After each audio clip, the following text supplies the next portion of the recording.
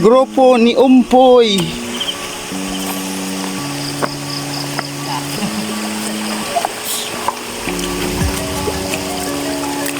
Tawid sa sapa.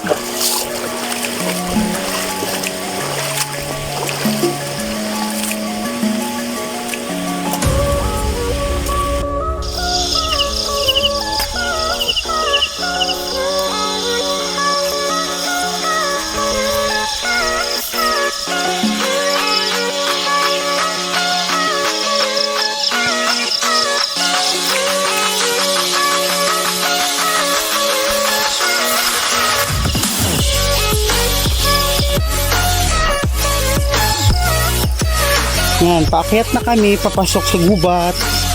Kailangan namin nakapaa kasi maputik ang daan, matalim ang mga bato, kaya masakit sa paa ng mga grupo.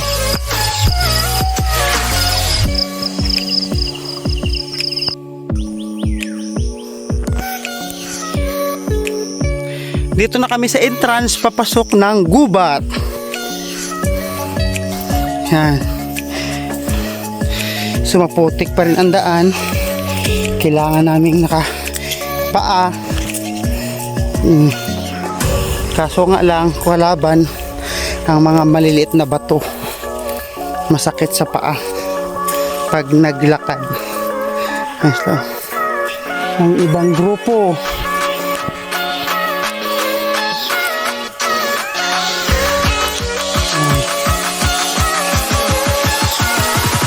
papasok ng gubat.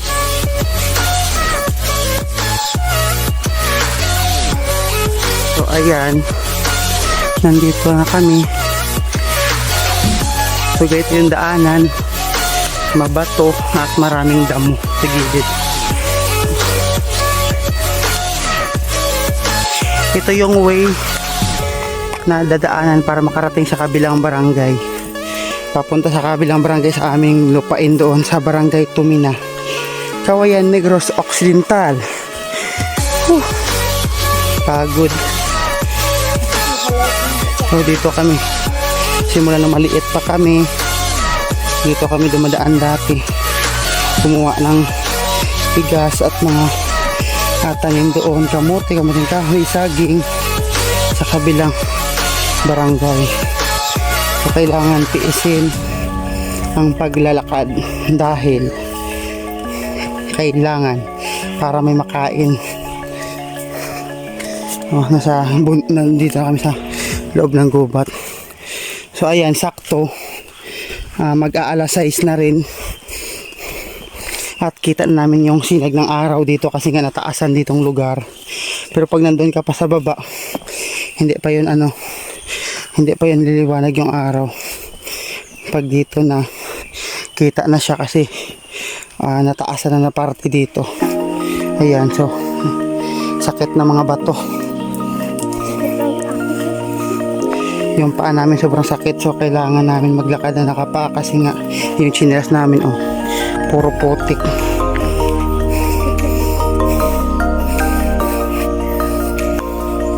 Yan si Haring Araw. Ayan, so nandito na kami sa gitna ng gubat. Malapit na kaming makalabas. Yun. Nandun ang dalawa kong pamangkin na una. Iniwan na kami. And yung iba kong mga kasamahan, mga pamangkin ko, kapatid ko, nandun pa. Hindi pa dyan kita Paakyat na sila dito kasi ayan. So wala pa, malayo pa sila kasi nga nakakapagod talaga guys.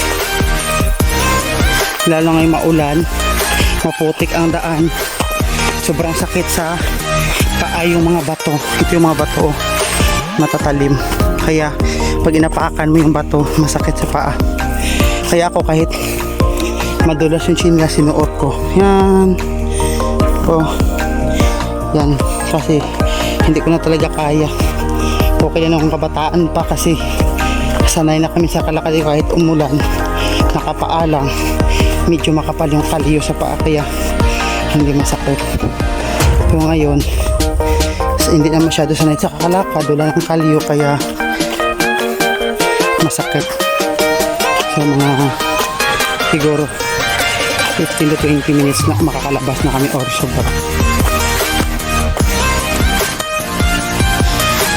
So ito guys, malapit na kami sa labasan.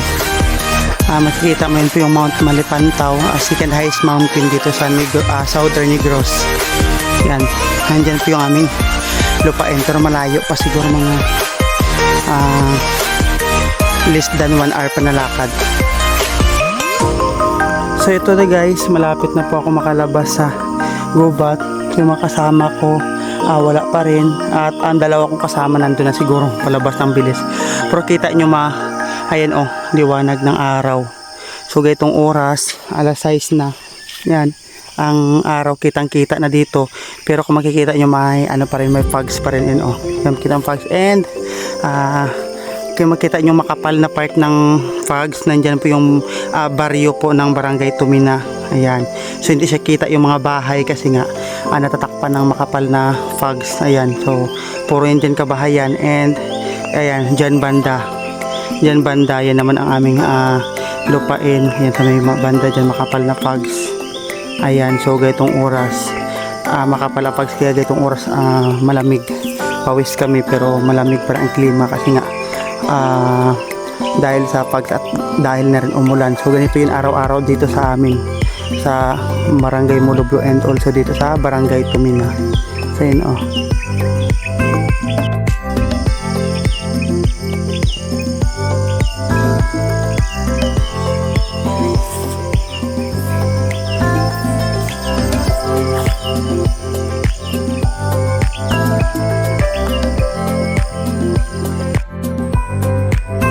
So malapit na ako guys sa labas ng gubat. So ikaw pa naman, kung ganito kakapal yung damo na yung madadaanan, tapos nagpa-fogs dito, paglabas mo doon parang nakaligo ka. Saktong sakto talaga, naka-short na ako at naka-jacket. Basa na nga yung jacket ko. Basa na kasi nga ikaw pa naman pag ganito ka kapal yung damo. Lalo doon kanina, ayun so maliit lang yung daanan, tapos basang basa yung daanan ng fogs, kaya ayun dito ayan. So nakalabas na ako ng gubat. Kailangan na bitbitin ang chinilas ulit kasi nga sobrang putik, siguro mahapdi yung paa ko dahil nasugatan. So nakita ko rin po si Tiyay, yung kabarangay namin. Ayun, so siya yung nakausap ko kanina hanggat sa nadatnan kami ng aking kapatid. Ayun na sila so magkasabay kami ulit kasi mahaba ang aming kwentuhan, kaya sa chika-chika kami. Ayun, nakarating din sa labas. Ayun so sobrang puti kasi nga ang ulan. And finally, tingnan mo napakaganda dito guys. Sobrang kapal ng fogs. Nandito ito may ilaw guys. Nandito na kami sa labas ng gubat. So kung makikita nyo, welcome to Barangay Tumina. So kung makikita nyo, hindi nakita dito yung Mount Malipantaw. So kung kanina nasa gubat kami kita to ang Mount Malipantaw, pagbaba na namin sa gubat, paglabas tingnan nyo sobrang kapal na ng fogs kahit alas 6:30 ng umaga. Ito makikita nyo yan, sobrang kapal ng fogs dito sa umaga. Ayan, at hindi pa rin kita yung mga bahay dyan sa baryo. Ayan dahil sa kapal ng fogs. Ayan, ikot yan. So yan po yung gubat kanina dinaanan namin. Ayan,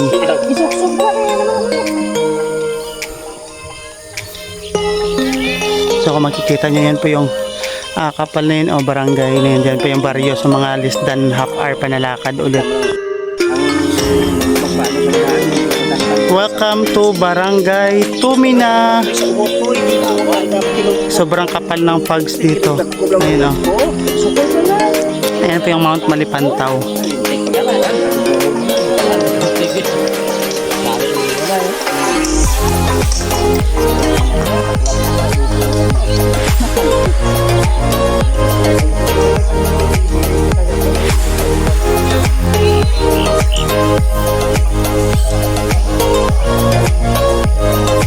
So lalakad na naman kami, siguro mga kalahating oras na lang talaga at makarating na kami sa amin.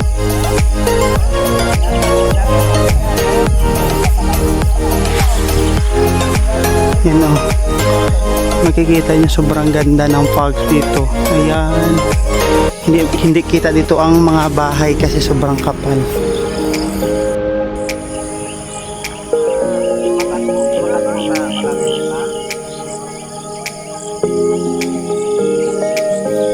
Mount Malipantaw hindi kita dahil sobrang kapal ng fogs. Ayan, ikot, and ayan po yung gubat na dinaanan namin kanina galing sa kabilang barangay.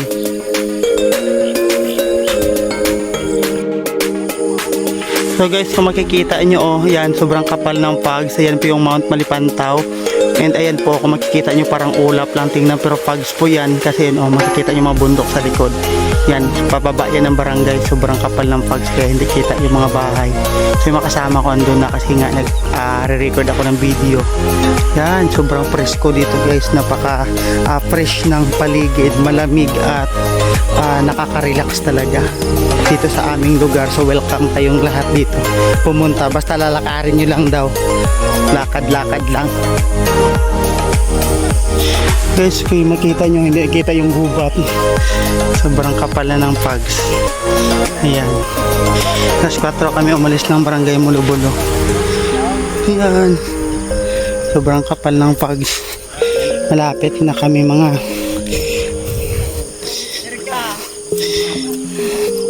20 minutes pa, hindi kaya ng 30 minutes daw makarating dito ng grupo. Ay, si James, siguro tayo pa niya niya. Ay. Pati na. Ano ito? Pati hari tani yo.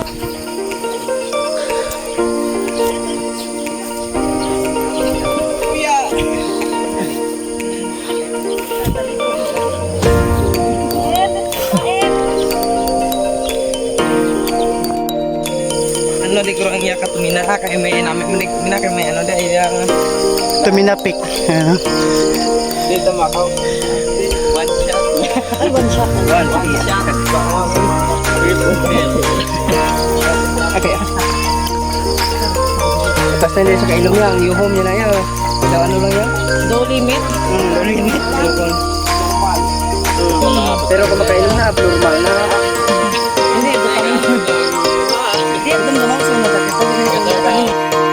Ayan po yung Mount Malipantaw, hindi kita, sobrang kapal.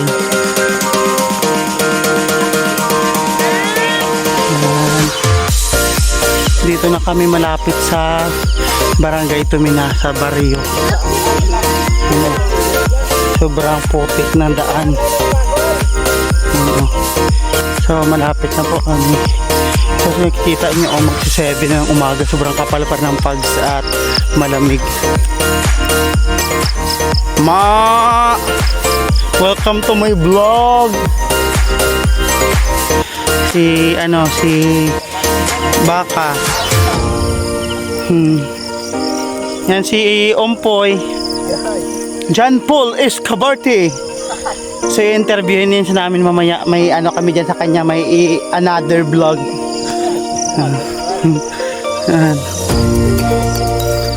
So kita nyo, napakaganda dito.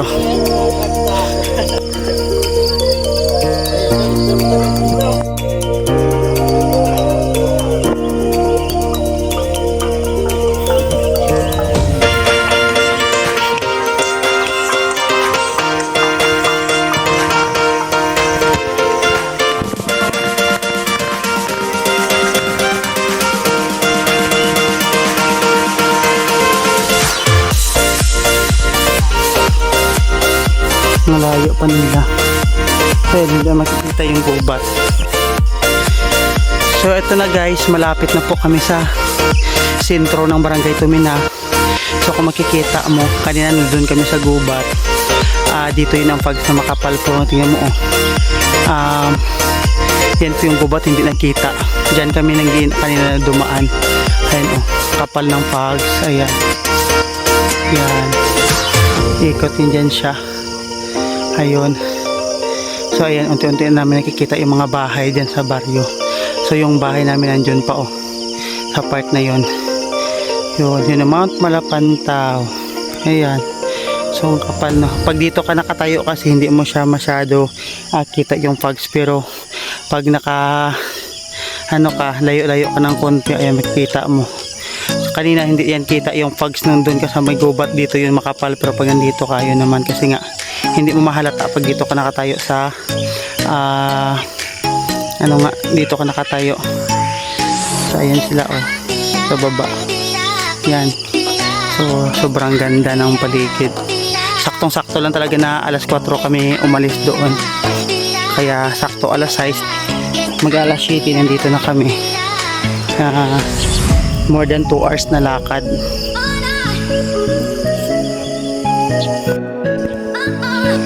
Hi Kalabaw, welcome to my vlog. Hello.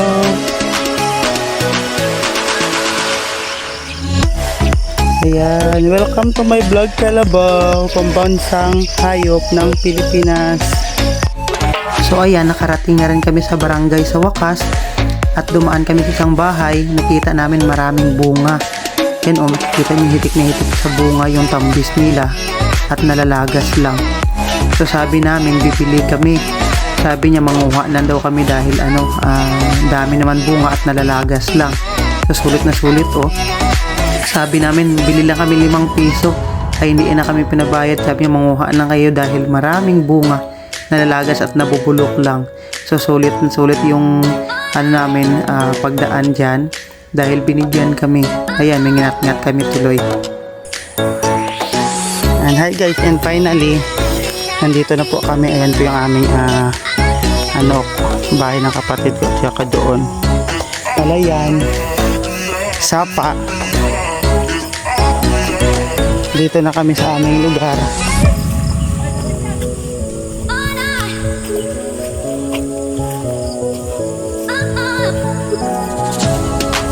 Balik daw kami kasi walang daan dito. So dito na kami parating. Hello guys, welcome sa aming farm. So nandito na kami. Hindi pa. So, makikita nyo bago lahat yung mga tanim na saging. Maliliit lahat kasi ng bagyong Odette. Lahat dito ng tanim ay na-wash out. Na tumba. So lahat ng mga saging maliliit lahat doon. Na kami.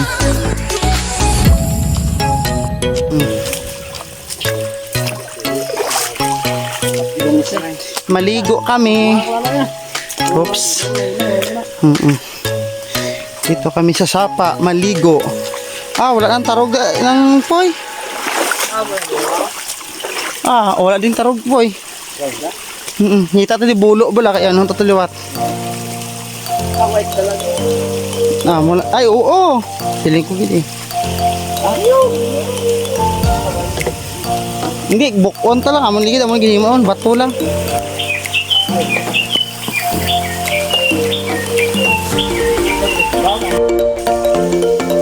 Hi guys, maligo kami dito sa Sapa. So fresh dito yung tubig. So wala kasing walang tawag dito. Walang kawayan. May kawayan dito dati nasira. Kasi bumabaha-baha. Kaya gawa kami ng paraan. Ayan si Umpoy, yan si John Paul. Gawa kami ng paraan. Ayun Okay na to, kawayan lang. Di ba? Meron na kaming kawayan, gawin din namin ng lagay namin dito tapos para agos yung tubig dyan sa biak na kawayan papunta doon sa baba, doon kami maligo. Ayan, so ang galing ng namin idea di ba? Fresh yung tubig dito galing Bukal. Yan, galing Bukal. Yan si John Paul, siya yung gawa kami ng paraan para makaligo. Diba? Sobrang linaw ng tubig Yan, dito lang yan galing sa mga bato. Galing sa bato. Maraming tubig. Okay na yan poy. Diba? May biak na kami kawain may tubig na umaagos. Doon kami maligo sa baba. Diba? Pwede na yan, maligo. May ano na kami, may fresh water. Tapos ilaglag natin si James yun, oh, tumblingin pababa dun. Back dive sa pababa. Diba? Okay na yan po eh. Tara na, maligo. Diba? Sobrang linaw ng tubig. Sobrang linaw, maligo na kami.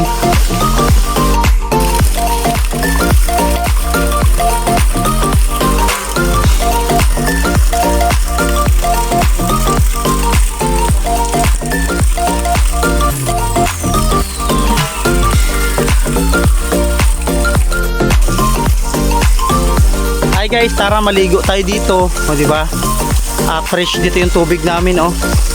Galing sa bukal. 'Yun. Sobrang lamig ng tubig dito sa bukal. Yan, bukal galing sa bundok. Galing sa biak na bato. Biak na bato, ah. Ayan po 'yo.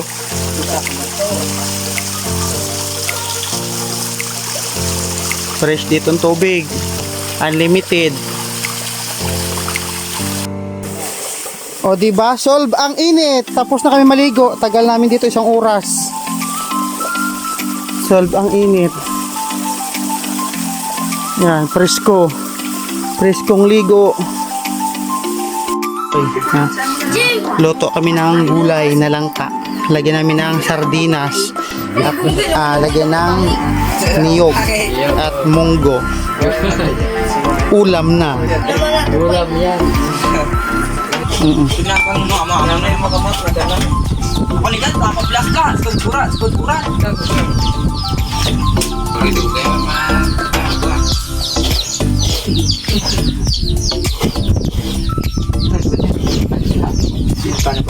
Hindi ka pala si James magkod-kod sa loob eh.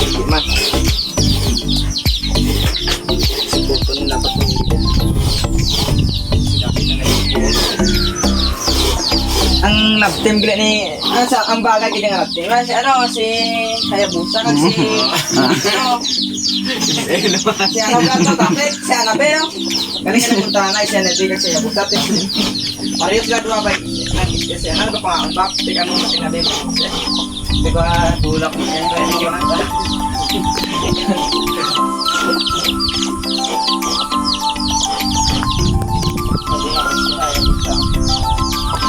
Saya ubos mo naman yung kumain niya. Saan? Mari, cari ka mga si Joya, o ba na? Cari ka si Joy. Ilusan ka si Risley, no? Sinanang gano'n siya rin. Hindi na, siya ilusan na yan si Joy. Ha? Si Joy yan.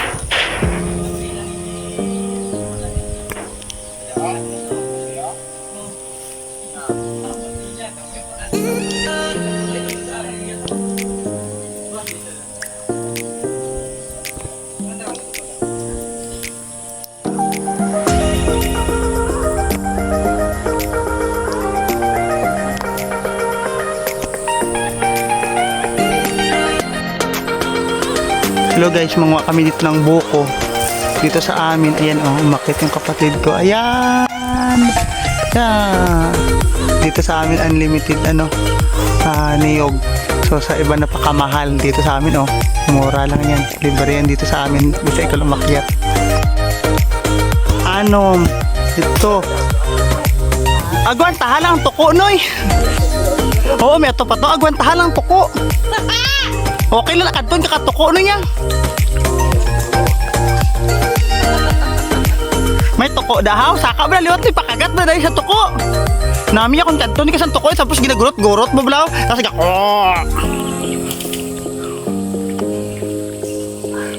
Hindi ka mukundang natin. naanlibo ko ah.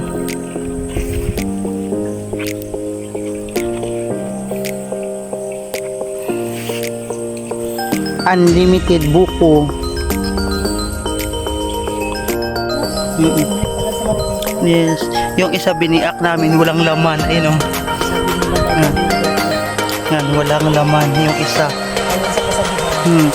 Yung tawag namin dito dati maliit kami buang. Buang na niyog kasi pag biniak walang laman.